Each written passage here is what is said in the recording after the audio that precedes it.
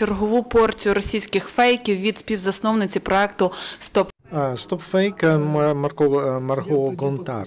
She will inform you about the latest activities. Good afternoon. We had one more issue on Monday night. On Tuesday, there was another digest 130th Stop Fake News, and we selected fakes that were not just in Russian but in Ukrainian mass media, and you will see it now.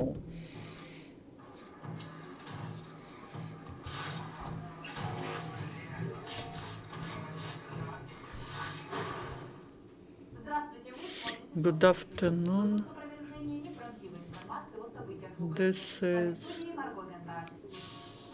not truthful information about events in Ukraine. The first channel did not correctly translate the words. Unfortunately, we cannot hear. Ряд украинских СМИ распространил новость о том, что китайские военные обстреливают российских солдат, ссылаясь на статью Live News, которой не существует. В прямом включении из Киева бывшая журналистка российского канала РБК опровергла сообщение об агрессивных настроениях в городе. Трудности перевода типичны для российских СМИ. Так, 15 октября в программе «Новости» на Первом канале показали отрывок с брифинга представителя Государственного департамента США Джен Псаки, на котором она якобы призналась, что Америка финансировала революцию в Гонконге. Но правительство США в широком смысле исполнительная власть в случае с Гонконгом указывала или нет каким-либо организациям, как следует потратить выделенные деньги? Так и работает система финансирования, так что да. Однако Первый канал неправильно перевел ответ Джен Псаки на вопрос журналиста Мэтью Ли. В этом можно убедиться, посмотрев расшифровки всего брифинга на сайте Государственного департамента США. Да, прозвучало в ответ на вопрос, что США не говорили и не говорят, что делать с деньгами, подтвердив политику невмешательства Штатов.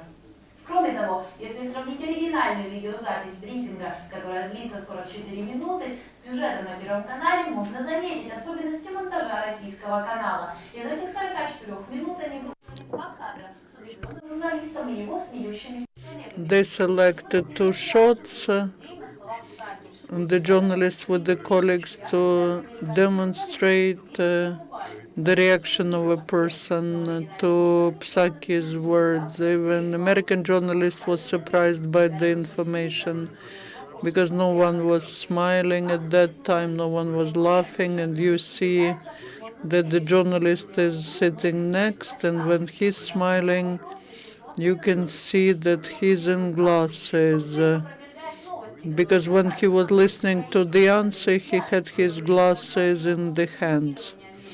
On the first glance, it's the issue of financing of Ukraine with the assistance of the Kremlin. The Kremlin was saying that the U.S. are financing revolutions in Hong Kong and in Ukraine, referring to Russian channel.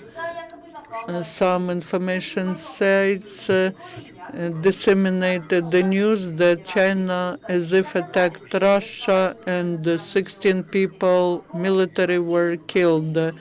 And the words of Sergei Lavrov about the mass shellings from Chinese territory and the order of Putin to get all the military ready, but all these facts were denied, nothing was proven, and there was no information about Chinese aggression on the website of the President of the Ministry of Defense of Russian Federation, so no confirmation from Russia. But referring to some authors, we have information about that. And that is Russian propaganda, which is used using pro-Kremlin websites.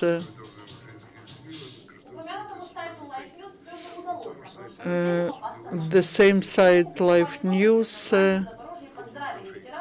we found another fake about how in Zaporozhye they were congratulating the veterans by the scenes of violation or raping of Ukrainian girls by soldiers of the army. They are saying they were saying that most of the veterans left, but they did not mention what this concert was about, and there were no other evidence published. At the Zaporozhye website, MTM was the name Russian mass media provokes Zaporozhye veterans, and that informs that it was open lie, and they show the original recording, and this way they are trying to confirm that they were not lying. Журналисты и очевидцы утверждают, что танец, изображающий украинок с солдатами Красной Армии, был. Отрывок из него даже показало запорожское телевидение. Однако в нем не было никаких сцен насилия. Но не всегда у российских СМИ выходит... So there were no scenes of violence or raping, but Russian mass media are not always doing what they have planned. The former Moscow correspondent said that in Kiev, Marina Stroeva said that there was no violence in Kiev. She says that everything is quiet in the city. People are against any aggression.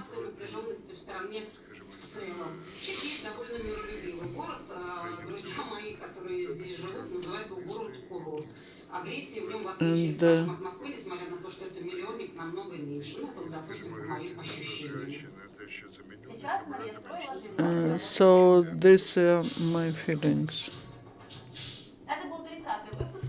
That I believe that we can remove that now, stop that video now. I would like to add to that, there are some interesting things which were not included into that episode. Can you show the website that I showed? That is one of the fakes which was in social media. No, our website, Stop Fake.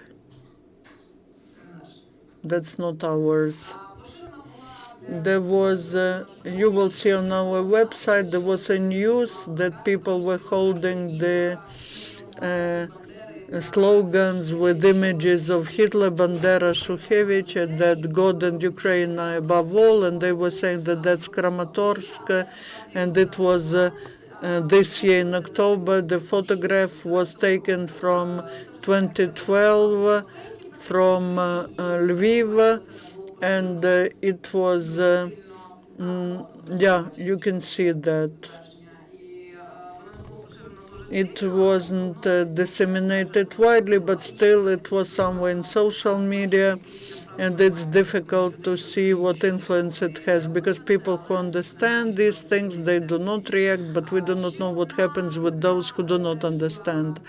Another piece of news, it was the news of summer about Yatsenyuk, who as if called the people in the East not people.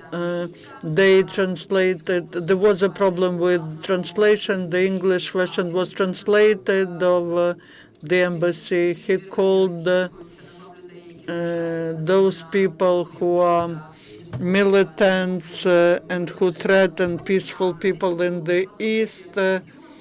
It was translated into English as subhumans. And because of that, they started speculating, and it was translated into, it was mentioned as inhumans. And we also had some discussion with someone, and we saw that they're not using actively such words as junta or at least in the big official mass media. and it was related with Milano summit because Russia was trying to look better with their mass media, and there were also the attempts to make this project more successful, and there was an idea about Crimea, but now we can say that these projects are not that successful for Russia as they would like them to see. And now the fakes, one, it's not the fake, but you heard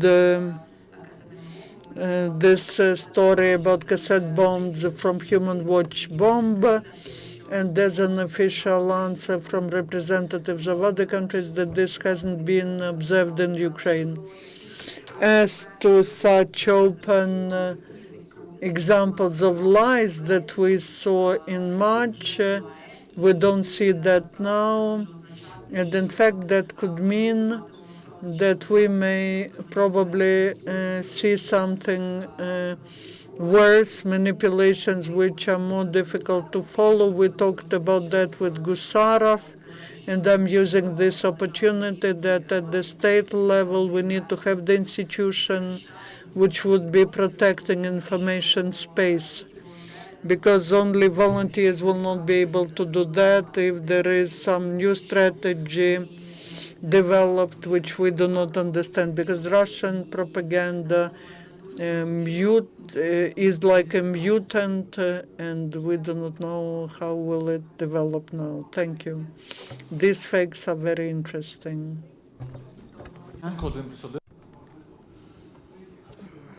Do you make a study of facts? Do you study audience of those facts?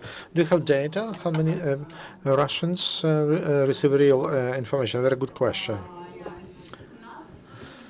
We have an idea.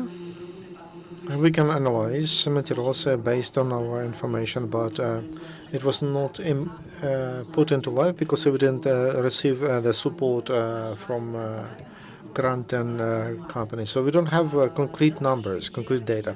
But there are Russians who use our resource.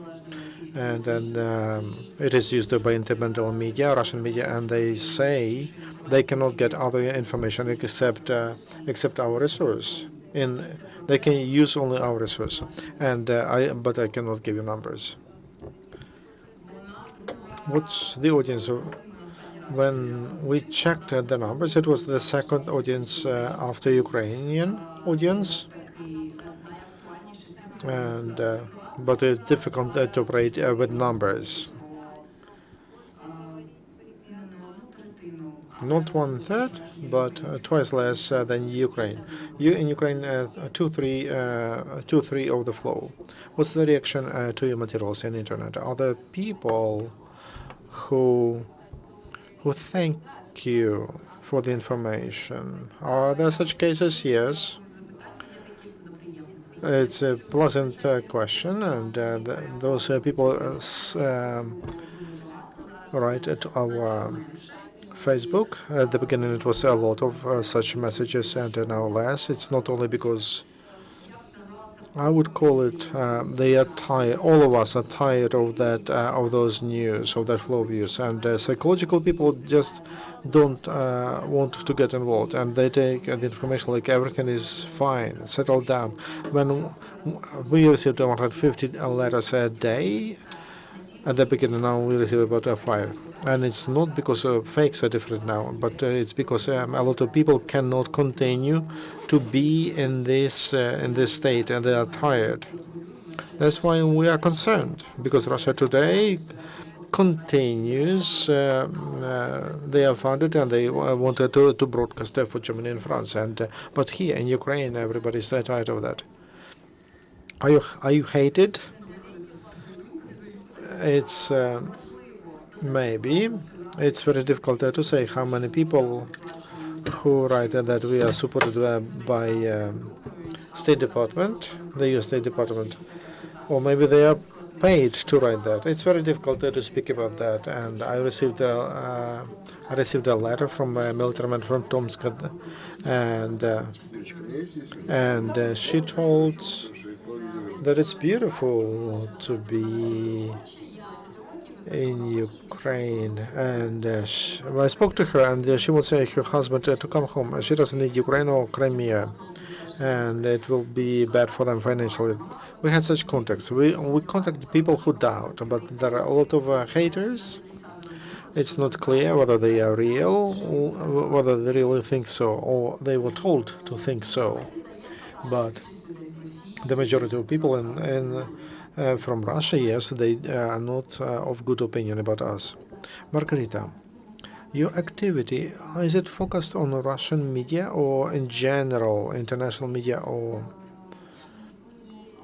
did you try to look to find fakes in campaigns? Because it seems there is a lot of that there.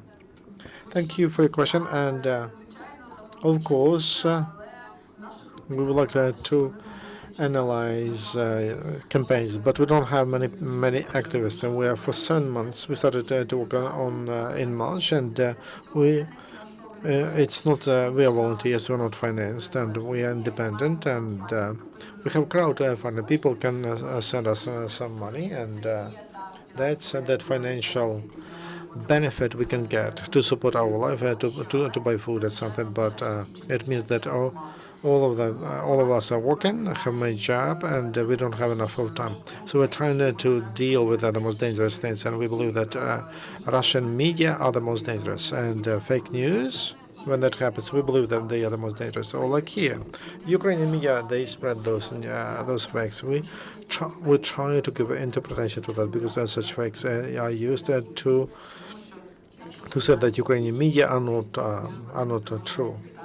And so the Ukrainian media can be compared with Russian media, and we dealt with international news and Guardian, like they say, Guardian is quoted by Russian. When I spoke to colleagues from Guardian, that column, and they used a fake about the doctor Rozovsky, who they took it away, but material is there. So the song is echoing, and nobody took it away. So we're trying to work on that. There were a lot of ideas how we can do more, but for that we need funding and people. Any enthusiasm has some time when it expires. You speak about financial support many times. Sorry. Not enough is done to win this information warfare, or to stand against information aggression from Russia. Anton Hrashenko told that Ukraine needs to create a propaganda agency which will work on propaganda of correct things, good things, important things. It sounds horrible, propaganda of good things.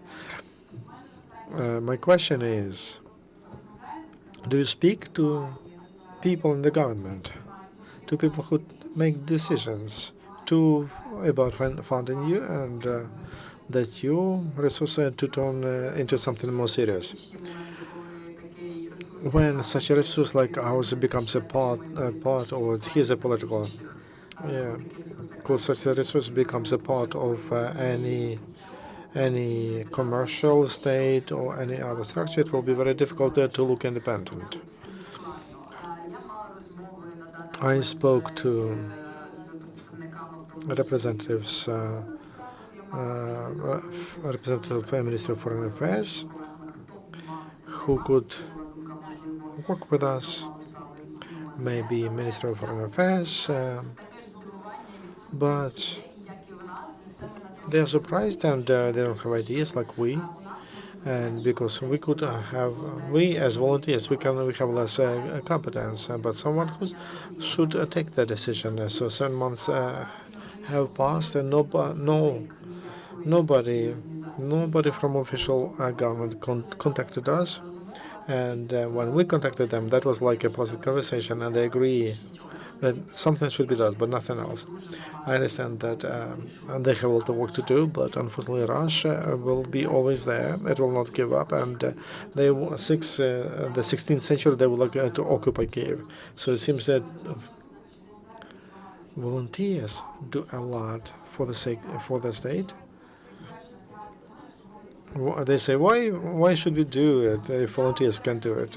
I am very careful with such expressions because I can imagine how much public servants must do. That's why it's difficult for me to imagine what else they can do. But it should be on the agenda. And New York Times wrote many articles that everything is on the shoulders of volunteers. When everybody knows about that it should take us somewhere. I don't want to look as someone who is criticizing everybody. It's difficult for all of us, but we have to get together somehow. One more question about the audience. What's the reaction to you from the east of Ukraine? Because those who move to Kiev from the east, they say it's because of Ukrainians, because of you. They watch you, fake and fake. Do they attack you? You mean who?